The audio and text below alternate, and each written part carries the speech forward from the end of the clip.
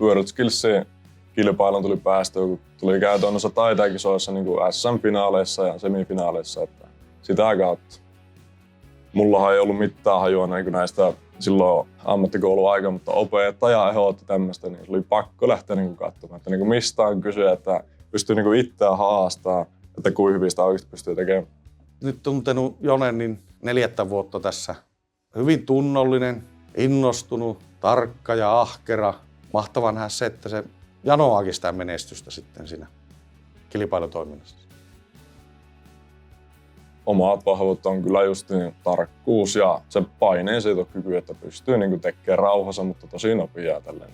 4 kisaa tullut käytyä tässä, niin siinä kyllä niin tulee sitä reeniä siihenkin hommaan, että pystyy piettämään pään kylmänä, että ei ala paniikoimaan kesken kaiken, jos joku menee mönkään, niin pystyy silleen niin rauhassa tekemään.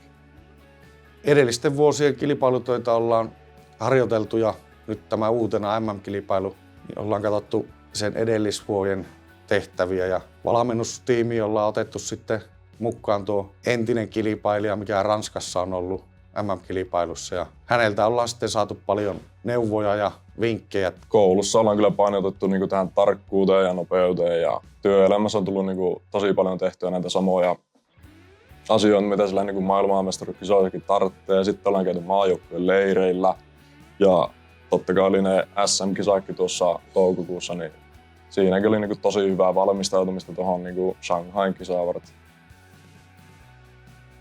Kyllä tämä aika harvinaista, että ei, mitä minä muistan vuosien varrella, niin ei mulla tule ainakaan mieleen, että olisi MM-kilpailuihin osallistunut Redulta. Että harvinainen tilaisuus tämä on.